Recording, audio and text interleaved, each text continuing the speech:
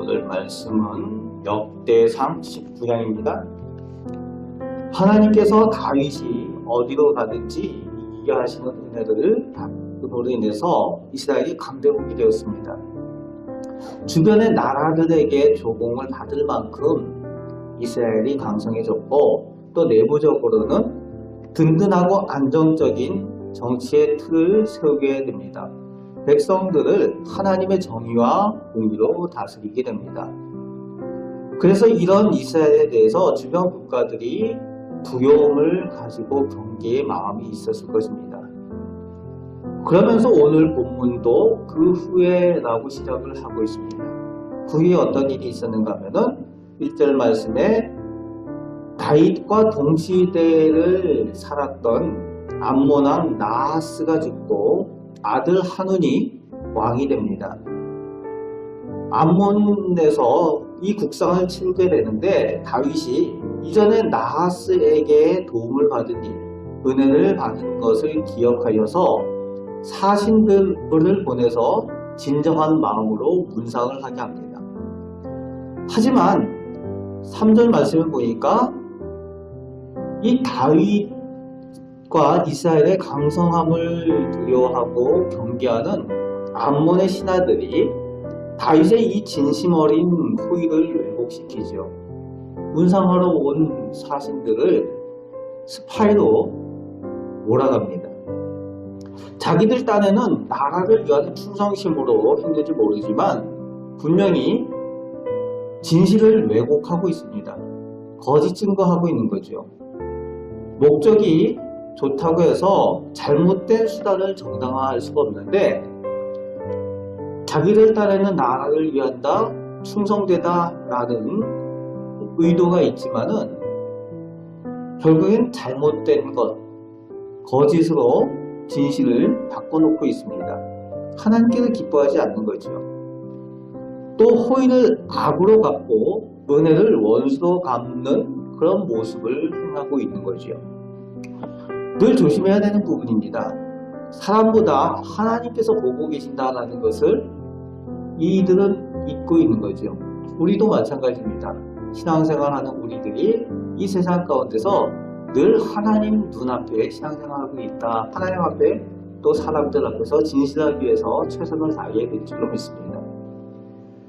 그래서 암몬 신하들의 말을 들은 이 왕 한운이 다윗의 신하들을 잡아서 당시의 최고의 수치를 주고 있죠.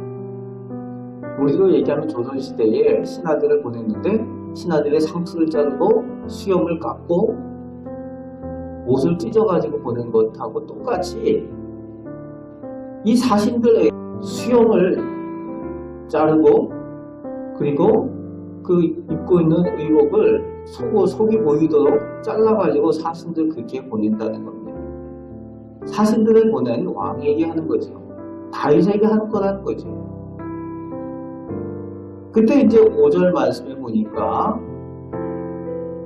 이 수치를 당한 이 사신으로 갔던 사람들이 심히 부끄러워할 만큼 그런 수치를 당했다는 것을 보여주고 있습니다.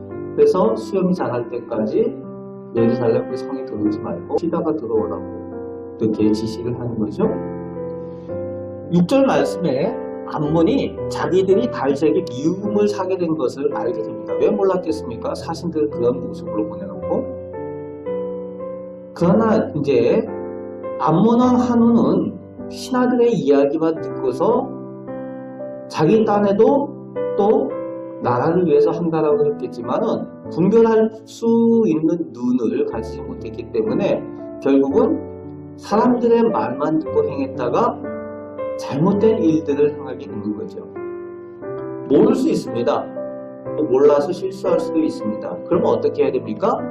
바로 잘못했다라고 사신들을 보내고, 그래서 다시 이것을 되돌리려는 노력을 해야 되는 거죠. 다윗에게. 그런데 오히려 7절 말씀에 보니까 그렇게 하지 않고 당시 싸움을 잘하는 강대국 아람과 소바의 사람들을 보내서 재물을 주고 용병을 고용하고 병거와 이런 군대를 빌려온다는 겁니다. 잘못됐으면 회개하고 뉘우치고 바로 잡아야 되는데 잘못된 것을 바로 잡을 생각이 아니라 잘못된 방법을 덮으려고 더욱 엉뚱하고 악한 모습을 행하고 있는 이 암몬 사람들의 모습을 볼 수 있습니다. 돌이킬 수 없는 상황까지 가게 되는 이 암몬의 모습을 볼 수가 있습니다. 우리가 신앙생활을 하고 이 세상을 살아가면서도 우리도 믿는 사람들이 실수할 수가 있어요. 우리는 또 사람이잖아요. 실수할 수가 있습니다. 그럴 때 하나님 앞에서 그리고 사람들 앞에서 잘못된 것에 대해서 온전하게 그것을 돌이키면 되는 거예요. 뉘우치고 회개하면 되는 겁니다. 그러면 회복할 수가 있어요. 하나님께서 그런 부분들에 대해서 회복을 시켜주시는 거죠. 그런데 가끔 그런 분들이 있어요. 신앙생활 하면서 잘못된 것, 교회 안에서도 잘못된 것이 있으면은 끝까지 하는 사람들이 있어요. 하나님의 사랑을 받았음에도 불구하고 하나님의 사랑을 믿지 못하는 거죠. 그 신앙생활 잘못하는 거거든요. 결국은 잘못된 길로 간 사람들에 대한 얘기가 성경에 많이 나오잖아요. 사울도 그랬고 또 가룟 유다도 그랬고 기회가 있을 때에 돌이켜야 되는데 돌이키지 못한 사람들. 오늘 암몬이 지금 그러고 있습니다. 아람 군대, 소바 군대를 고용해가지고 오히려 이스라엘을 치기 위해서 진을 치고 나오는 거죠. 그때의 다윗의 용사들이 요압과 아비새가 군사들을 이끌고 나아가서 이 아람 연합군 그리고 암몬 이 국가와 전쟁을 하게 됩니다. 그런데 11절 말씀에 보니까 이 요압이 신앙 고백하는 내용이 나오는 거죠. 우리가 하나님의 성읍들을 위하여 싸우자, 힘을 내자. 하나님께서 선히 여기시는 대로 행하시기를 원한다. 라는 신앙 고백을 하고 있습니다. 하나님을 붙들고 하나님을 의지해서 하나님 편에서 싸우겠다라는 것. 그러니까 우리가 강하고 담대하게 힘을 내자 하고 그 동생 아비새에게 서로 돕자 그리고 힘을 내자 그렇게 하고 있습니다. 하나님 편에서 싸우겠다라는 그런 신앙 고백을 하고 있습니다. 역시 하나님께서 그들의 편이 되어 주십니다. 아람이 패전을 합니다.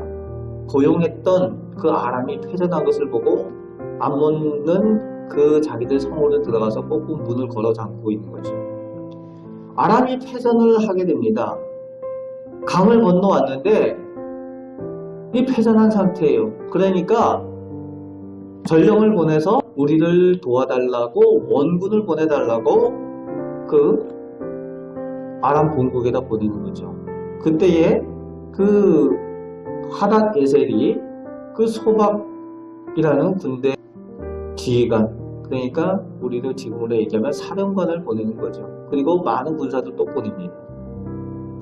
이때 다윗이 직접 나아가서 물리치는 내용이 나옵니다. 18절 말씀에 보니까 대승을 거두게 돼요. 병거를 다 빼앗고 그리고 보병 4만 명을 죽였다. 그러니까 싸우면 족족 그 당시에 강한 아람 국가가 이 이스라엘에게 싸우는 족족 패하는 거예요. 그러니까 더 이상 싸우기를 원하지 않고 화친을 하고 그리고 오히려 섬기겠다라고 조공을 보내는 내용이 나오고 있습니다. 그리고 암몬 자손을 다시는 돕지 않겠다라고 하는 거죠. 잘못된 편에 서면은 자기들이 망하게 된다는 것을 체험하게 되었다는 거예요. 이렇게 하나님께서는 하나님 편에서 하나님과 함께 싸우는 사람을 승리케 하시고 또 하나님께서 약속대로 어디로 가든지 이기게 하시는 은혜를 계속하여 주시는 것을 보게 됩니다. 오늘 본문을 통해서 우리가 보게 되는 것은 우리가 은혜를 은혜로 귀하게 여길 줄 알아야 된다. 진실된 것을 진실되게 볼 줄 아는 영적인 눈이 있어야 되고 진실한 말과 행동을 위해서 최선을 다해야 된다는 것을 보게 됩니다. 또 우리가 최선을 다해서 살아갈 때에 사람이기 때문에 실수할 수 있지만 실수할 때에 하나님 앞에 온전하기 위해서 사랑의 하나님, 은혜의 하나님 앞에 돌이킬 때에 하나님께서 용납하여 주시고 무려 회복시켜 주시는 그런 은혜를 허락하여 주신다라는 것을 우리가 오늘 본문을 통해서 보게 되고요. 하나님 편에 서서 이 악한 세상, 이 영적으로 어두운 세상 가운데 승리하며 살아갈 수 있게 되길 바랍니다. 오늘 이 말씀을 의지해서 오늘 하루도 하나님과 동행하는 그리고 승리하는 삶을 살아가시는 위대한 성도 되시기를 주님의 말씀으로 축복합니다. 아멘. 기도하겠습니다. 하나님 감사합니다. 오늘도 하나님께서 저희에게 은혜 베풀어 주심을 감사드립니다. 오늘 다윗이 하나님의 은혜로 하나님께서 승리케 하시는 것을 체험한 것처럼 오늘도 저희가 하나님의 은혜를 체험하며 이 어두운 세상 가운데 승리하며 살길 원합니다. 하나님 앞에 늘 진실하게 하시고 하나님 앞에 온전하기 위하여 최선을 다하되 또 하나님께서 은혜 베푸시고 사랑하여 주심을 늘 믿고 의지함으로 저희가 연약할 때 더욱 하나님 앞에 나아가는 저희들 되게 하여 주옵소서. 하나님 편에 서서 이 악한 세상 가운데 승리하며 살아가는 저희들, 능력의 삶을 살아가는 저희들 다 되게 하여 주옵소서. 오늘도 저희와 동행하여 주심을 믿사오며 우리를 사랑하시는 예수 그리스도의 이름으로 기도합나이다. 아멘.